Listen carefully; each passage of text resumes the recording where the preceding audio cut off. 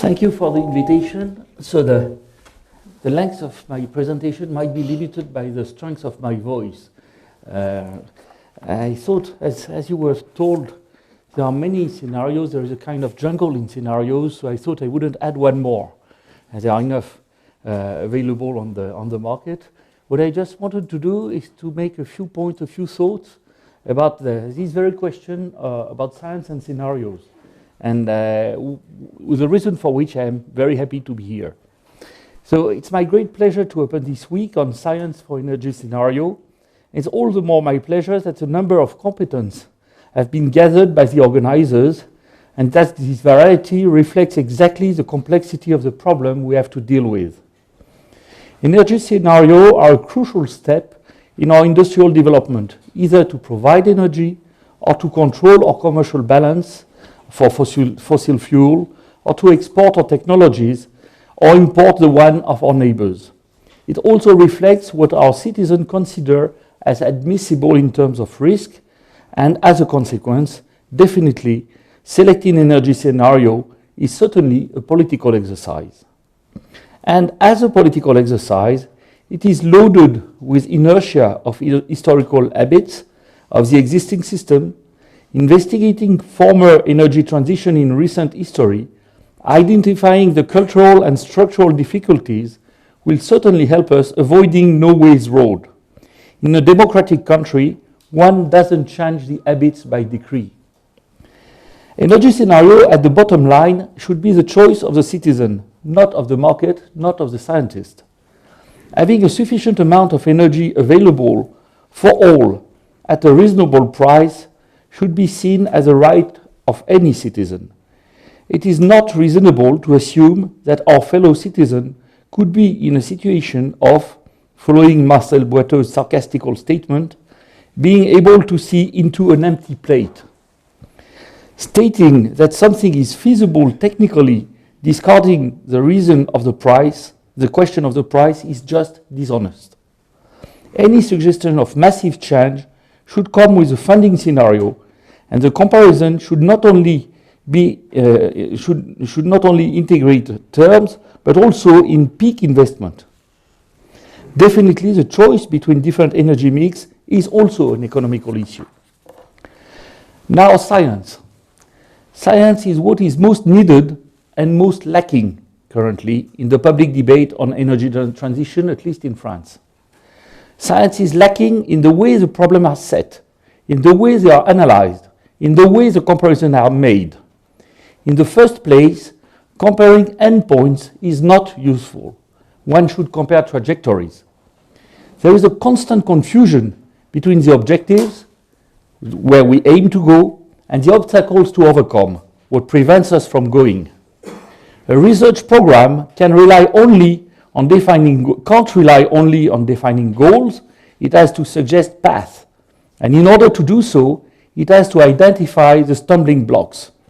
Without this step, we don't have research program, we have letters to Santa Claus.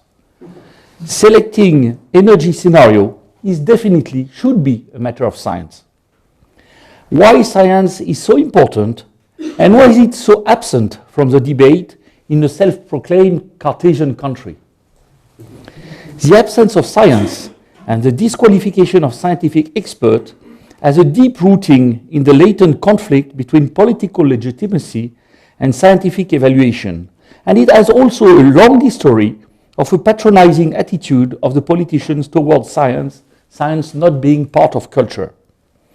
The importance of science becomes obvious as soon as one realizes that it doesn't make any sense to address these questions, political opportunity, social acceptance, economical value, on scenario which could be scientifically or technically unfeasible. The very first requirement on a scenario that it should not be in blatant contradiction with the basic scientific facts. The question of technical feasibility is not a simple one. They are the ones which are in sheer violation of Kirchhoff's law for networks or Carnot's law for thermal machine. They are simply not possible and easy to disregard. But as we will see, the discrepancy may be more subtle. It may rely on over-optimism on the possibilities offered by science to solve a given problem. In any case, the acceptance of a scenario should come after the difficulties of the scenario have been identified and possible strategies to overcome the major ones have been made accessible. Choosing between scenarios is not a game. It is a crucial choice for a country, and jumping from the plane is a thing you do after having checked the parachute, not while knitting the parachute. Now, a few elements of context of this presentation. The debate is currently loaded with political and industrial issues. It is necessary to bring back in the discussion as a prerequisite the basic scientific question which has to be quantitatively documented before any energy mix is chosen and progressively implemented. Any brutal change in the context of a weak economy can be a real disaster. There is no reason why the different European countries, with their specificities in terms of available resources, in terms of current initial situation, should have an identical energy mix. On the other hand, the existence of a wide interconnected network for electricity implies that the energy mix of our countries, especially when the issue of variability of energy sources, often called intermittency, is raised. And therefore, they cannot be thought independently. Well, that's a point I would like to make. We are in a situation in this strange world when we hope to have solved a problem when we have changed its name. That's not because you change intermittency into variability that you have solved the problem.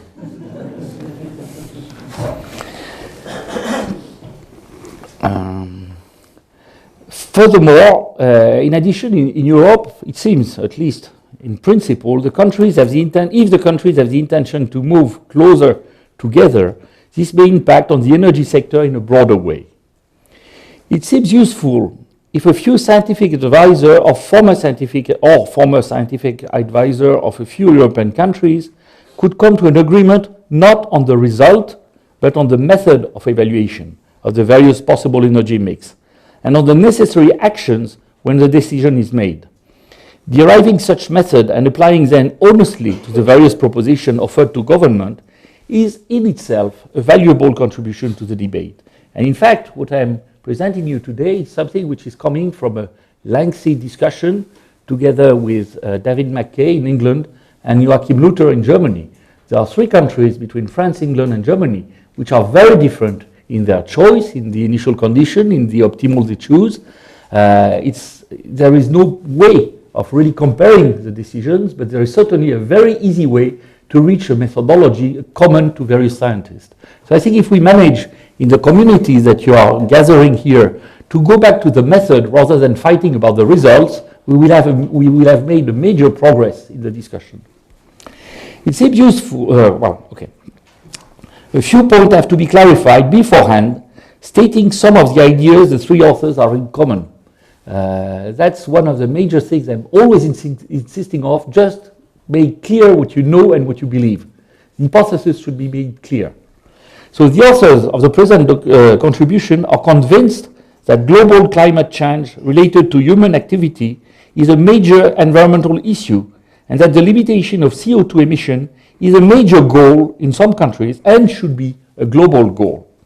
As a consequence, we think that decarbonizing economy is related in the long term to electrification of economy by CO2-free electricity. The security of energy supply is for us an important issue for individual countries and may be for groups of countries operate closely together. The supply of electricity is not the only question to be addressed. Fuel for transportation, heat and cold for building, and process heat for industry are also of high importance. Besides the transmission of electricity, the transport of heat energy may become also a key issue. Producing electricity is a central question, but should not hide important issues such as energy distribution, energy storage, energy management. Finally, the efficient use of energy in all sectors seems to be a prerequisite for achieving the above-mentioned goals and addressing the challenges highlighted. The possible solution may depend on one country or the other. Windmills would decrease CO2 emission in Denmark, while due to networking problems, it could increase CO2 emission in France in absence of an efficient massive storage of electricity. In spite of this difference in the result, the scientific method to evaluate the energy mix for a given country could be common, and this common approach would be more robust if developed jointly between scientific advisors of different countries. This would minimize extra scientific lobbying and would give an extra strength to a rational approach. The aim of the present note is to provide people who are making decisions with a list of questions which have to be addressed before any structural decision can be rationally made, announced, or even more, implemented. No engineering problem is ever solved forgetting initial conditions, boundary conditions, and optimization goal. Similarly, evaluation of energy mix for a given country or a larger region should set clearly what are the initial conditions, the current energy mix. They are very different between our different countries, and they are quite public. These initial conditions implement an inertia in the system and strongly influence the rate at which any change can be reasonably implemented. Now, the boundary conditions have to be respected, and the boundary conditions are the law of physics. They are invariant by translation. They don't change if you cross the frontier. Carnot's efficiency for thermal machine, Kirchhoff's law for networks are not negotiable. The most obvious one is that the electric energy produced, including the one imported and transferred to and from storage, including spinning reserves, should match the electricity consumed in the main sectors, housing, transportation, industry, including the exportation of electricity. While energy management can influence to a certain extent the load, any scenario which doesn't meet this criterion at any time should be refused as non-relevant. The optimization searched for should be explicitly and operationally defined. For instance, minimize CO2 emission, which for me is a central issue, as I told, minimize the cost, maximize energy independence, avoid certain energy as non-socially acceptable, maximize safety, minimize insurance cost, promote future compliant job, minimize geopolitical risk. These goals should be explicitly evaluated not only for energy production, but also for energy consumption. Now, the question of the trade-off between the different objectives, as well as the acceptability of a given form of energy production, will have to be addressed, but this is not the purpose of this note, since this trade-off departs from purely scientific approach and is intrinsically a political decision, and thus depends strongly on the country or group of countries considered. Similarly, the economical aspect, the investment required, the way to finance them, and to have them supported by the different actors of economical life is also very important, but again requires input which are beyond a purely hard science and technological analysis proposed here as a pre-selection step for the scenario. However, it seems clear that the question of cost should involve not only the investment and operation of the production tool, but also the investment related with the inclusion of this production in the overall energy system, such as reinforced transmission network or the cost of waste management for nuclear energy. In spite of being very much interconnected, the choice of an energy mix is among the central functions of each country. It would be counterproductive to impose one's choice to one's neighbor, and it would generate unwanted tensions. But each country should be aware of the consequence of its own choice, of its neighbor's freedom of choice. Furthermore, potential benefits for closer cooperation, synergies, between certain countries should be identified. It is absolutely necessary that a fair discussion is carried out in order to have a common approach for the evaluation of the possible choice and for the determination of the action implied by any decision to go beyond the current situation, which is often influenced by intense lobbying. Energy issues, as well as in previous times, material resources issues, are key in the development of our societies. They have major consequences on international relations. The choice should be realistic. It is our responsibility as scientists to help deciding by distinguishing clearly between the possible now, the possible tomorrow, 2025, something like that, the realistic long-term vision, let's say 2050, let's say 51, I'll be 90 years old, and the claim that are just simply not possible. For the possible now, we need to help evaluating industrial and economical strategies. For the possible tomorrow, the research necessary to reach a goal, we have to consider the technologies available now and the ones which may be available tomorrow in a very honest manner and not oversell any of them. And if possible, clarify the scientific and technological bottlenecks. The debate on energy is very passionate. We have to express clearly what science tells us. The decision itself is in the hand of the political power and should be so. The questions to be addressed in a systemic approach with numbers are the various ways of the production of energy, the issue of networking and storage, especially in relation with variability of renewable energies, the issue of safety, waste disposal, especially for nuclear energy, but also the consequence of a major breakdown, including the healthcare issues. For nuclear energy, the issue of weapon proliferation should also be addressed honestly. The issue of the efficient use of energy, including the transport and storage of energy, especially in building, transport and industry, should also be considered. Now, let's look for a few rules for evaluating an energy mix. For a given country, a proposed energy mix should be evaluated according to the following rules. The first one is it scientifically and technically possible? The first step, what is produced annually equals what is needed.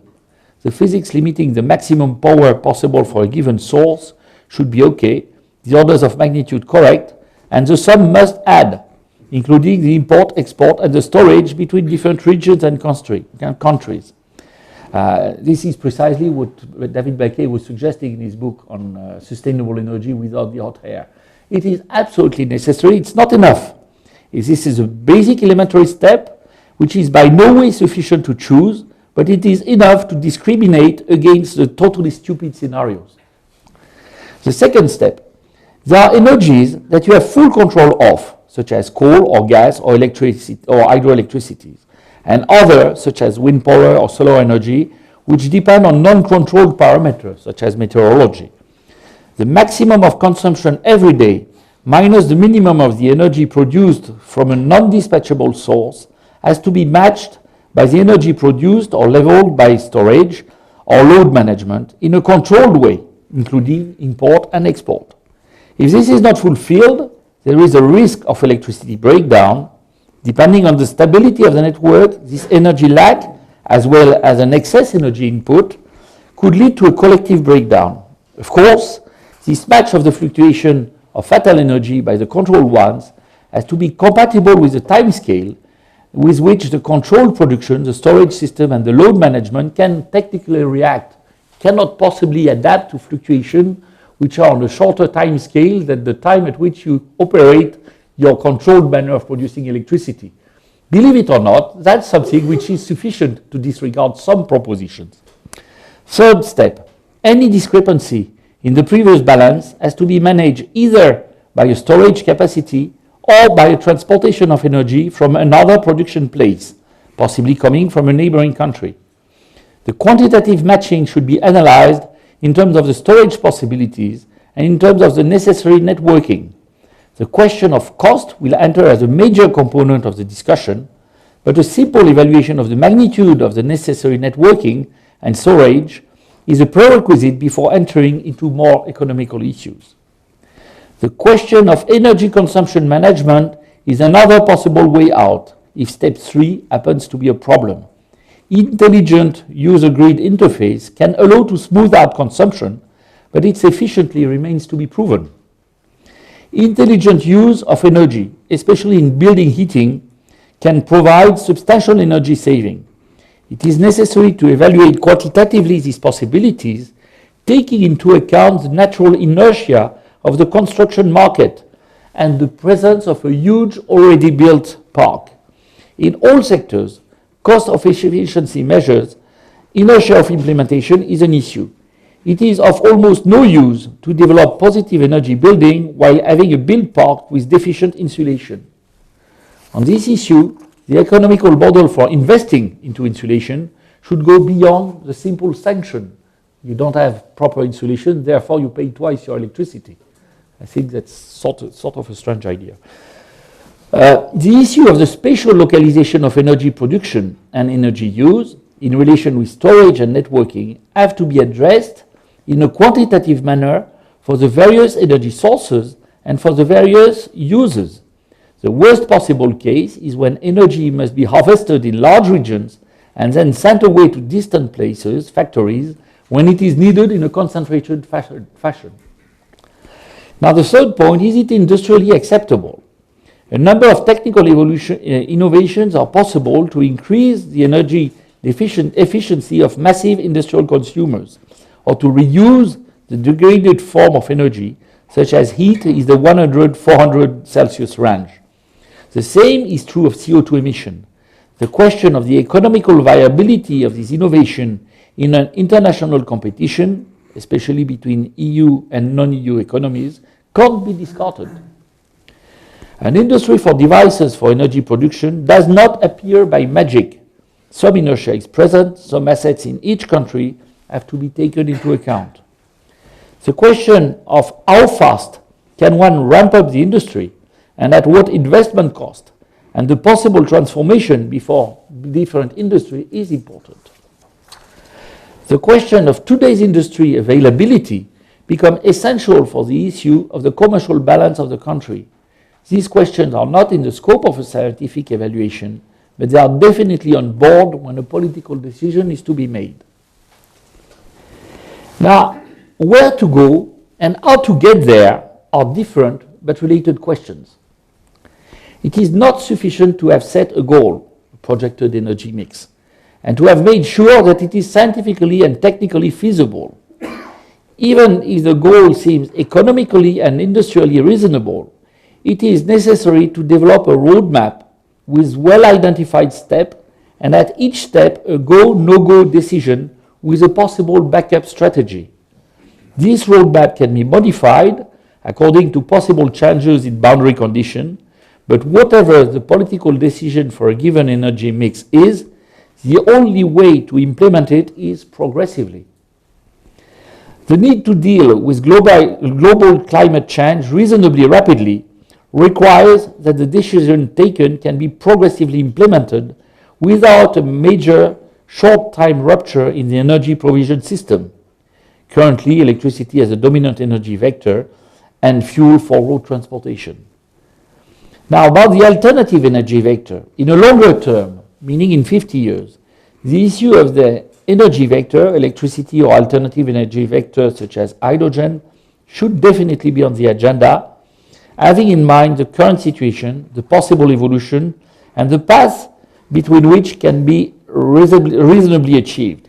It seems, however, unlikely that it will replace rapidly electricity as an energy vector.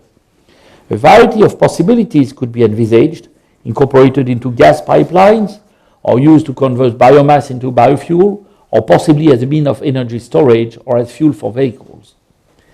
What kind of network is optimal? The energy network is qualitatively different from the information network. The rapid transition from a centralized distribution network to a totally decentralized one seems unlikely and requires a substantial investment on research on smart grid before one can get a clear view of the possibilities of these strategies for managing the network. For each country, a proposition of an energy mix, once analyzed through the prism of the previous criteria, should therefore be proposed with a roadmap for implementation, a possible rate of implementation, a detailed analysis of the transition between each step, and a roadmap for the research program to be launched to overcome the identified bottlenecks. I'm afraid we are currently in a situation where we don't have such a roadmap of the science to be done and the research to be performed. We have announcement about the thing we would like to have. We have not a clear statement about the bottlenecks to be overcome. of course, it's always tempting, especially when you are in a situation where you have less money to do research, to jump on the announcement. That's clear. But I think in scientists, we should think twice before being accomplished of that. If such a progressive and cautious route is not proposed, the risk is to run into dead-end routes where some of the objectives will have to be given up. We can't afford this risk, therefore progressing step by step is crucial. Running too fast for political or ideological reason into non-secured solution or subsidizing a speculation bubble without feedback loop may be very damaging even for the energies promoted. It is just like throwing directly in a swimming pool a child without teaching him to swim. His chances to reach an adult age and swim properly are substantially reduced. Certainly, whatever the energy mix chosen by the various European countries, safety, sober use of energy, efficiency in distribution, and massive storage will be keywords in all the plausible energy mix which will appear in the coming years. These topics should be identified as major fields for collaborative research, as well as conditions for efficient and realistic combined roadmaps. Now, how can we carry on the exercise? If an energy mix is proposed by a state agency to the political leader, the following method has been applied. First of all, the evaluation of the proposal is collegial and has to be done in agreement with the authors of the proposal. This evaluation will remain confidential and is provided to the government only and to the authors of the scenario. The collegium is constituted only from people with competence and not hierarchically involved into producing themselves scenarios. After a few hours of face-to-face discussion from written documents, not from PowerPoint presentation, the next step is to send a series of questions structured as a hierarchy. The hierarchy we have used is as follows. There are questions on general aspect. What are the challenges? What are the hypotheses? What is the robustness? Has it been tested? In terms of consumption, a very precise question in building, in transportation, in industry. In terms of production, what are the hypotheses of the scenario in terms of fatal energy, of nuclear energy, of biomethanol and hydrogen, of biomass? And then the question of the correspondence between the various sources of energies, which means mainly the storage issue and the network issue. And on all these questions, for all the scenarios we have investigated, we had between 50 to 70 technical questions which were asked to the institutions who were making the scenarios. The statement is, what is the question? Why the question is important? What is the answer of the people who made the scenarios? And is the committee listening to these answers, convinced by the answer? And now this is the way I'm going to refer about some scenarios to the government. Now, what is missing? Well, I think the key issue for energy mix are mass storage and networking. These will remain the main issues as long as energy production and consumption is somehow centralized, meaning as long as our countries have energy-consuming industry and urban-dominated logic. If we come to a situation where our industry is no longer heavily consuming energy, which is a possibility, then the question is stated in different ways. This set the main research areas, derives the scaling laws between temporal correlation of fatal energies and storage efficiency, spatial correlation of intermittencies and networking range, which for a given proportion of fatal energies would lead to a breakdown, localized or general. This analysis has to be performed on an idealized network in order to investigate the trends and order of magnitude. And obviously, even on a question which is stated like that, you feel that the people who can contribute to that are people coming from electrical engineering, coming from computer science, coming from physics. So it's a matter not only of having people from hard science talking with people from soft science, it's also having people from the hard science themselves talking together, which is not always obvious either. That will set the goal for storage and networking for a prescribed proportion of intermittent sources. Variable sources. That will also indicate the path for a progressive implementation of fatal energy into a base one. Now, I think that's about all what I wanted to tell you, and I'm in time, and my voice is still around, so, which is close to a miracle. Thank you very much.